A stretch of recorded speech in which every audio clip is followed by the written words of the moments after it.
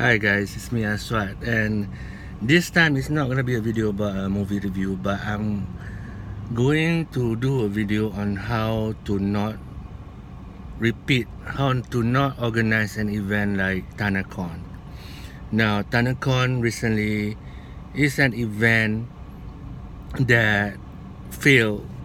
It was conducted by this YouTuber called Tana, and she organized this convention, and on the same date as VidCon, and the venue is also the same, Anaheim. And she did this event, and she claimed that 15,000 people came to the event, but it's actually less than that. It's about 5,000 people, and the event failed horribly, terribly, and people paid money for it. So the purpose of this video is how to not do a convention, how to organize one, and I'm gonna do it a basic level of how to do a convention. Number one, I'm gonna jump in straight into it. Number one, you need to know your goals, your intention. The first one is intention, your intent. Why are you organizing it? And because if you have that thing, you have that intent strong, that will be your vision statement, and that's your goal. I think for Tana, her intent was to show off to VidCon, purposely doing on the same day. And then she openly said that she hated VidCon and she wanted to take some sort of revenge because she was kicked out of it. She wanted to show that she can organize a better event. So that's a bad way to start. You need to have an intent, if you want to help children, some sort of like that. If you want to help the homeless, you must have a goal. If you want to conduct a get-together between creators and people, fans, you need to have that first, okay?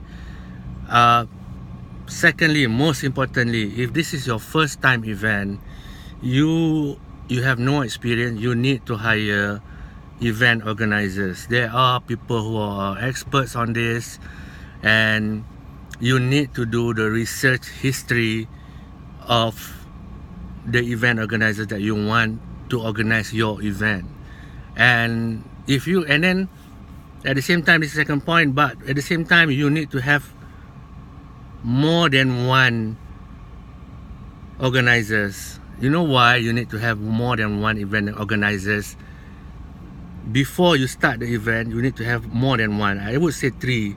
The reason for this is because if you have only one in your line, in your eyesight, in your viewpoint, you only have one organizer, they will charge you a lot of money. If you have 3, you want them to fight with each other, lower the price of the event so you can get better value for money. So that's how you save money if you're a first timer. Okay, so you do the research, do the background check, and then open the tender for organizers and pick the one that offer you the best package, cheap.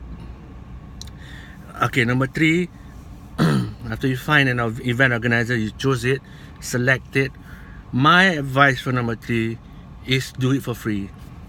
You're first timer, don't think about money. Remember what's your event. If you want to have a get together between creators and fans, do it for free for fans. Now you would say, okay, the venue costs money, this thing costs money, and that thing costs money. How do you get the money? Number 4, get sponsors. Get sponsorship.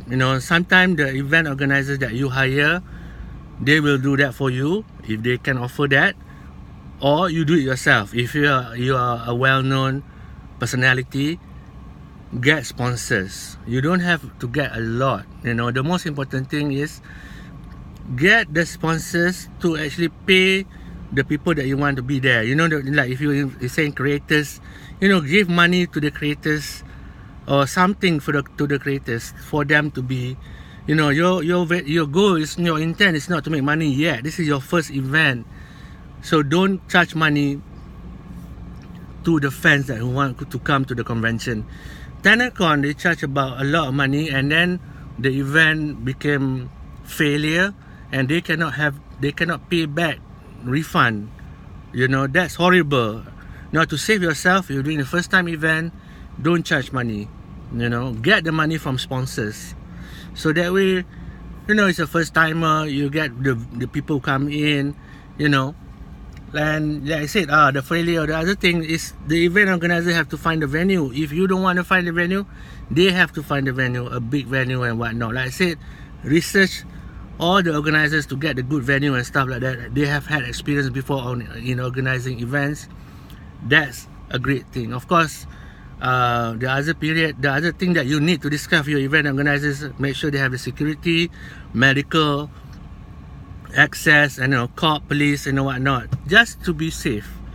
And that's the basic of it. You know what I mean? And then after the event, you need to have a post-mortem discussion and meeting, and to discuss what's the outcome, what's the flaw, what's the weaknesses, so you can improve. So that's my basic tip on how to organize an event.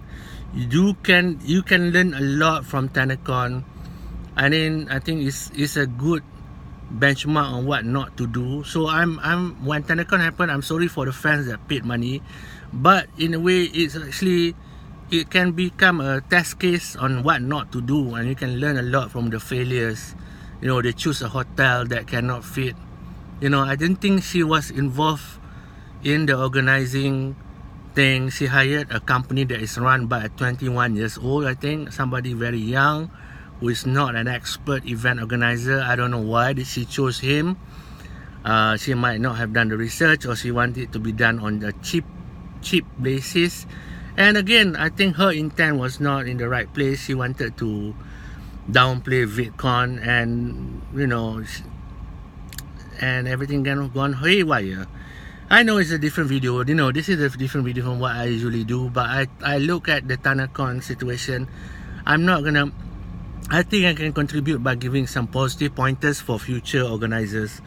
And to do this, of course, make sure, if you guys please note this down, those things that the organizers must check their background, because event need insurance. You need insurance to cover all of that, just in case something bad happens and whatnot.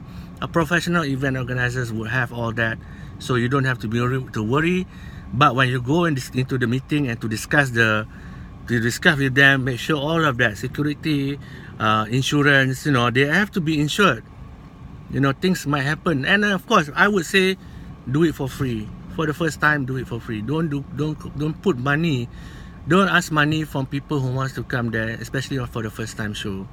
And yeah, that's a basic thing. I just want to lay it out, and to avoid what Tanacon, failed to do, and crying in the social media and saying they're not at fault.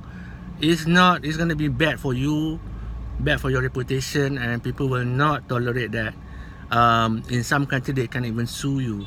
So be careful, and that's hopefully you guys get a professional event organizer. It costs money, but you'll be secured. The best example of a good event organizer, I would have to say, even though I don't like him, I don't like their team, but I would say Logan Paul, the Low Gang, Logan Paul have a good manager, even though he sometimes go off the rails and do crazy shit. But I think his event team can really handle big crowds and a lot of good event and convention. They put him up with really good stuff, So learn from the best. Logan Paul has quite a good management behind him in terms of event organizing, merchandising, and stuff like that. His only flaw, Logan Paul, is just his content. Is questionable. I know he's targeting young kids, but that's another topic that we want to talk about. But this point is, I'm going to say that Logan Paul has a good event team, so that people can learn a lot from him and not do this kind of thing. With an intent, you have to have the intent right. You need to have a good, strong, solid, good intention when you're organizing a con or any event. So that's it. That's my tips for basic event organizing, and hopefully you can more people can be enjoy this kind of things, you know what I mean? Okay guys, peace.